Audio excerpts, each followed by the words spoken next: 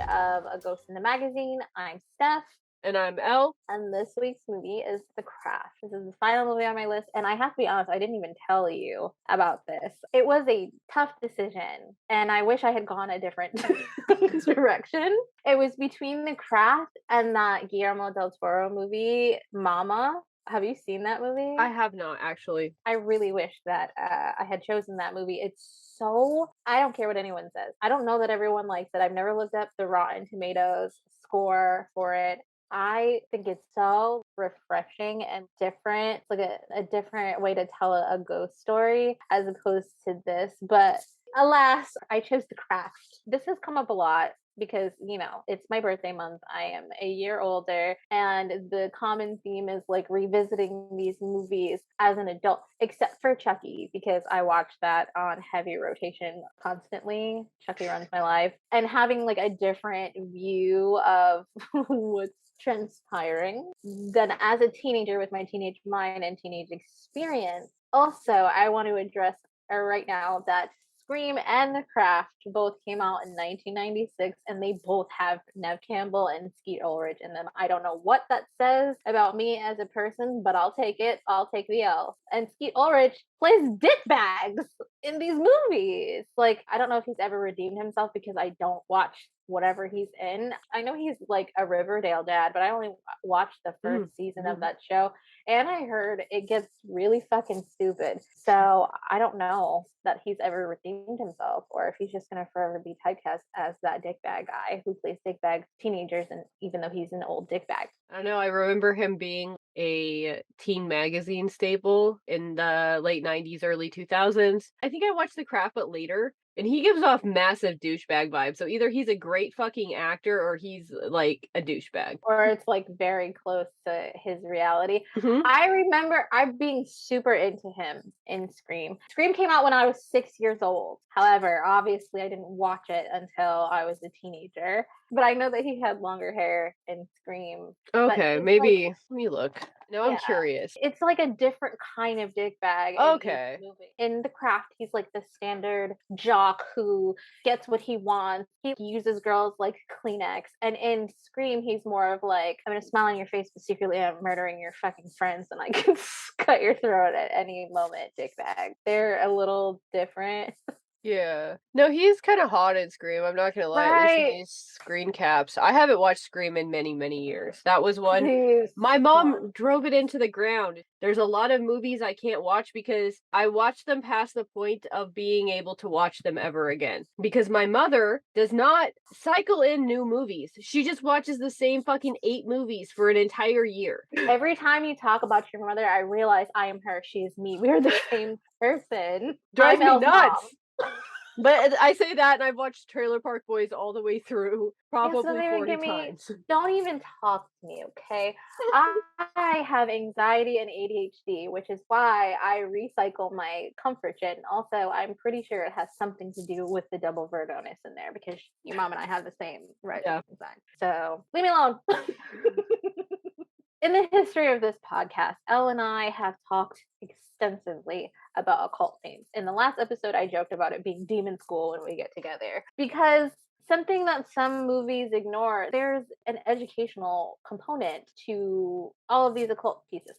Except in this movie, there's not. Because I think most teenage girls go through a period in their life where they are interested in witchcraft and the occult, and it has a lot to do with us not having freedoms and wanting to have like dominion over our bodies and our lives and our existence, and not have it be determined by men.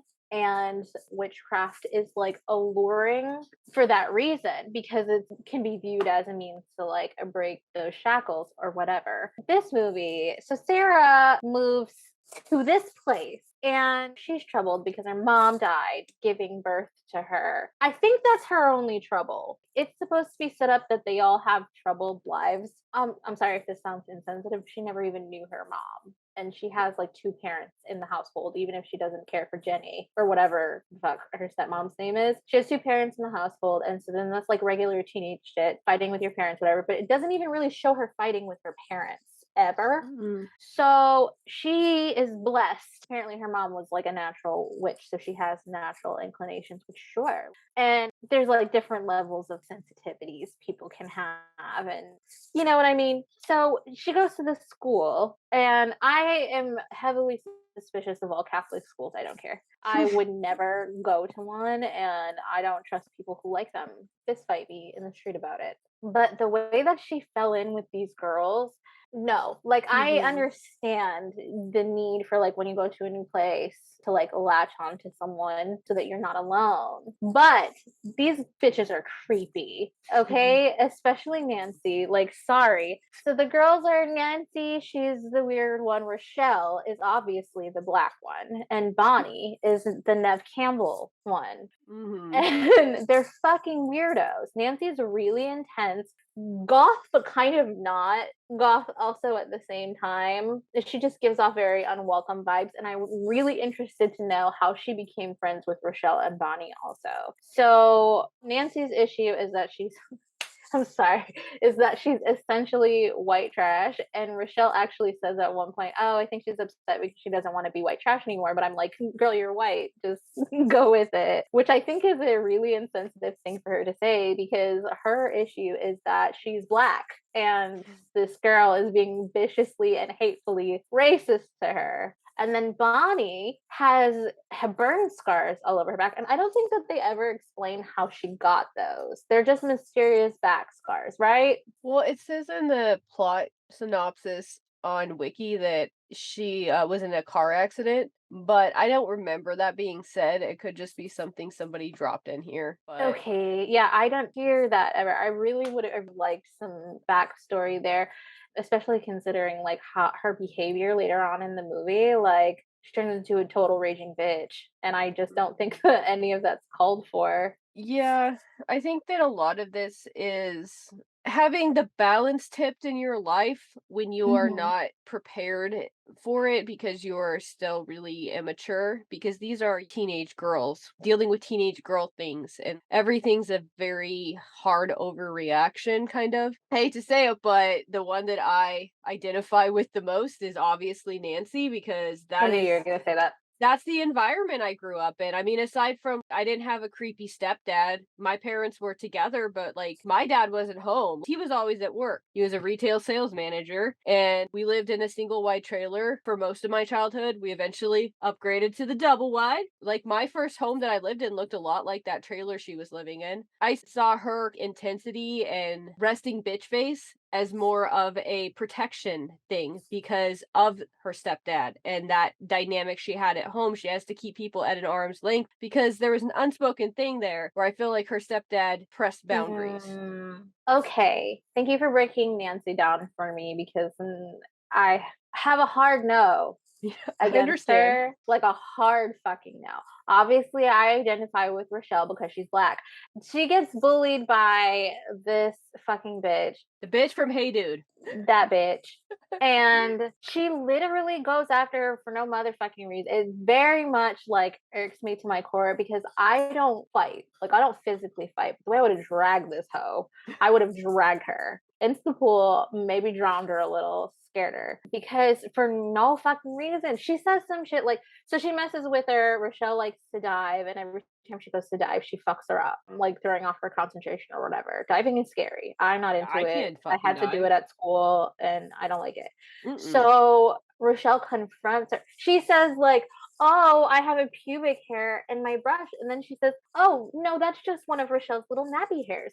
And she is like, bitch, what the fuck is your fucking problem? Much less aggressive than the way that I would have come at her because what's your fucking problem? It Yeah. doesn't make any sense. And she says, oh, I just don't like negroids, bitch. Like, it would have been Mm-hmm. on and popping. Like, oh, you want to talk about negroids? Okay. All right. I've got something for you. These tiny little hands. That was incredibly uncomfortable. The girl was jealous of her, and that's the reason She's why she was beautiful. behaving that way. Yeah. And why you have to go so like racist on it? Just like, No one to check her on it. Like, right? Yeah. for no one around her to be uncomfortable by what the fuck she's saying, you know what I mean? Like, for not anyone to be like, wow, what's your damage? That's crazy. Don't talk to people like that. Yeah. Ew. I live in rural Washington, and there's not a lot of black folks here. If somebody said something racist, I would say they would get checked by multiple, even though we live in a very conservative area with a lot of fucking racists, you can't say that shit out loud. This was before the era of Donald Trump and it being okay. So maybe it's more likely to be a thing now where you just shut up and let it go. But when I was growing up, you don't say that kind of shit. Somebody's gonna call you out. It doesn't matter. 100%. I remember being in high school and going to a football game, and the football field was like right next to our house. So we would just walk over. And I can't remember what I said, but this boy who I had gone to school with, like all of elementary school, middle school, he said, "Why are you talking like that?" And I said, "What are you talking about? What do you mean?" And he was like, "Oh, that's nigger talk." It was a huge fucking issue. It was a big issue. Like my dad got involved with the school. It was a big Mhm. thing. I grew up in the Midwest and it wasn't equal. There were significantly less black and brown people, especially when I moved to Grand Haven. There was like literally a small handful of black kids. Mhm. So I just can't imagine. Like I know we're talking about it a lot, but it was very aggressive, especially Yeah. compared to the other girls' issues. This It was wasn't like a microaggression, it was, like, on an aggression, fucking aggression. yeah, it was massive. It kind of jarred me because I haven't watched this Mm. movie for a long ass time, since I was probably, Mhm. like, 16 or 17. It was just on and popping. And, Rochelle just bows out and like, all right, she's a hateful whore. So these girls practice witchcraft. I know you can't see me because it's a podcast, but I did that in air quotes because it's obviously not a thing that's working. And they're convinced that the reason why they're all creating deity Manon is not listening to them is because Mhm. they need a fourth. For north, south, east, and west, they were missing their North Star. Literally in school, Sarah's making a fucking pencil like levitate and like turn around on the desk. And my thing about that is Bonnie's watching her do it. First of all, why would you just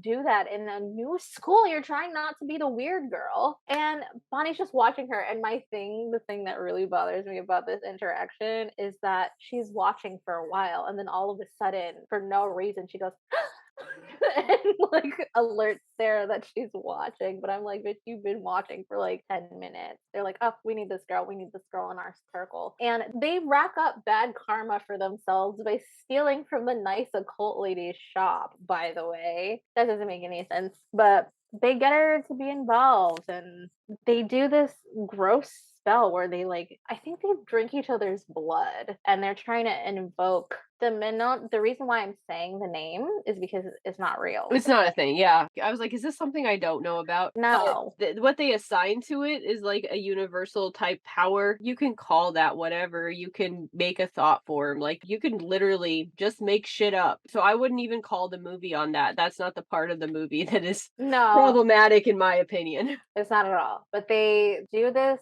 ritual where they call upon their sisters and drink each other's blood. And it does work. It does do a thing because there's like butterflies and shit. So they're like, great, we're magic now. We're Let's magic start now. fucking shit up. Meh. So they each have a different spell that they want to put into place that they want to ask for. Sorry. So, okay, here's the part that I'm confused about. So she pushed up on by Skeet Ulrich's character, whose name Mhm. I cannot remember. Chris. Uh, Chris, what a Chris basic Hooker.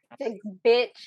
So Chris immediately pushes up on Sarah and she likes him, like why not? I just got here, a cute, obviously popular boy likes me, whatever. So they hang out and then well after the girls freak her out, they hung out and he says, let's go to my house. And she's like, I don't want to go. And that was it. He spread rumors about her at the school that they had sex and she was awful. And I'm just like, why? Like, what the fuck do you get out of that? That's psychotic to me. For some reason, she still liked him and like wanted him to like her back, and that was her spell to get him to like her. I thought she was just fucking with him, but then she says it later, like, oh, I just wanted him to like me. And he obviously has a history with Nancy. So Bonnie's was to get her scars gone. Rochelle's was to get that bitch to leave her alone, and Nancy's was to have money and to make the stepdad go away. So they start coming true. My thing is, this bitch getting her hair falling out, I feel like she deserved it. Mhm. And I'm sorry if that offends anyone. She fucking deserved it. It's just hair. Who cares if you're a bald bitch for the rest of your life? That obviously made her think about what she did because she Mhm. apologized to Rochelle later. Yeah. And I'm just like, let her fucking hair fall out. Let her have to wear a wig. Like, don't Mhm. be a racist piece of shit. How about that? Yeah.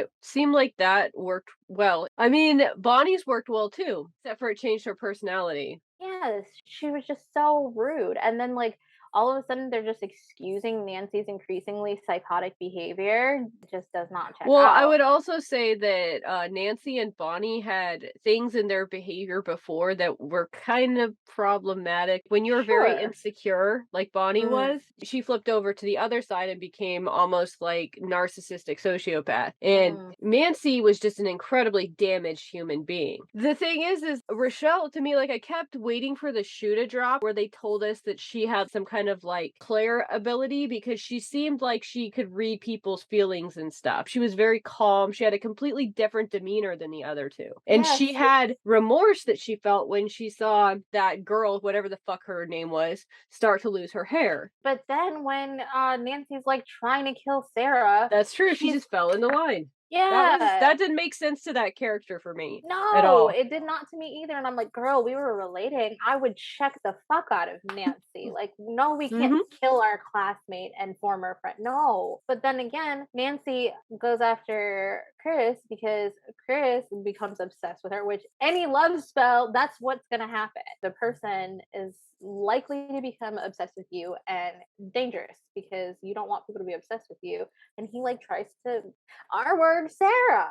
And so Nancy takes us like, well, I'm gonna go fuck with him again, even though she really didn't need a reason. She had all this hate in her soul for him, and she was just Yeah. looking. Based on his behavior, legitimate, there was a Yes, reason, but I just can't understand Sarah being, I am here, I'm brand new, I'm a child, my life hasn't begun yet, and this boy gives me a fucking little bit of attention, then shows me his whole ass and his whole black soul, and like I'm gonna right away. spend my fucking spiritual energy attaching him to me. It's because she's a child. That's why. Yes, it's so stupid. No, men are a dime a dozen, especially that kind of man. You Shitty can find a men, shitty man yes. anywhere, like literally Get on anywhere. a dating app, a million shitty men right there. Trend, common theme here, honestly.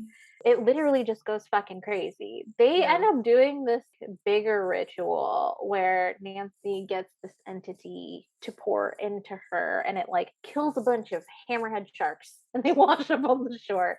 It's very weird. And when Sarah does not want to play anymore because Nancy kills Chris, which whatever. Rip. Yeah, no Uh loss. she doesn't want to play anymore. Nancy goes crazy. They really Mhm. could have just left her alone. They really could have just like, all right, we're not going to talk to you anymore. They went ham. They played games with her. They made her think that her parents died in a fucking plane crash. They got bugs and shit on her car, and then they were like, "You're going to kill yourself." What Mhm. is your problem? Childish people that are emotionally damaged that suddenly have things go in their favor when they are not prepared for it, and wielding power. While that is consistent storytelling for two, the third character does not make sense. And I would think to an extent, especially because like Bonnie's shit is really tilted towards vanity, and Sarah's Yeah, never said anything that has triggered that wound. So I still don't really see where Bonnie's motivation is in that. I can see Nancy's motivation because she's fucking cracked. And part of that is if she's channeling a paranormal entity that has infinite power and she's an imperfect vessel, it's going to crack her. I would even say to some extent she's not herself anymore. yes, So, I definitely agree. But Nancy loses. None of them die, which I feel like if you're gonna kill the guy, like you could kill one of the girls. I know that that's shitty, but like yeah. you could kill one of them. You know. So sorry. You know what they would have done though? Hmm. Who would they have killed, Steph? Kill Bonnie. I would say Bonnie or Nancy would deserve it, but I think that they, the Sure. fucking director I know in they this would kill time period, Rochelle. they would kill the black girl. Yes. I And that's know. I why I'm know. okay with the way it ended because it could have been worse. That's the way I look at it. You know, when I was a kid, I thought of this as like a girl power type movie and like Hmm. wanting witch friends. Now I look back on it and I'm like, this is just a bunch of severe psychological damage is put into a blender of bad writing. Yes, which is why I wish I had chosen Mama, but surprise, we're here instead. Yeah. I can sincerely say I won't watch this movie again. And I did see The Craft Legacy. I thought it was good, like entertainment wise. Shit. Not anything deeper. You don't have to. You'll be fine. That's all I got. Yeah, there wasn't much to say on this one. It's one of those things where I watched it as a kid and my remembrance of it does not live up to watching it as an adult. Like No. Howard the Duck. This is the witchy Howard Ew. the Duck That for me. movie's so creepy. I loved that movie when I was like 40 years old. My dad would come home from 12-hour shifts and have to watch Howard the Duck with me every night. That's really precious. And then I watched it as an adult and I was like, why the fuck did my parents let me watch this? He's a duck alien and a human is fucking him. Please, I cannot. That's scarier than anything we'll ever cover on this podcast. We should cover Howard the Duck. I argue that's horror. I politely decline. Okay, that is your right. All right. Well, that's the end of my birthday month. I'm not going to tell you what comes next. You'll just have to stay tuned and find out. But you can find this podcast on the interwebs at ghostinthemagazine.site or on Twitter at GITN Podcast. You can find me on Twitter at WitchXPudding. And you can find me at Nocturnical. Okay, bye.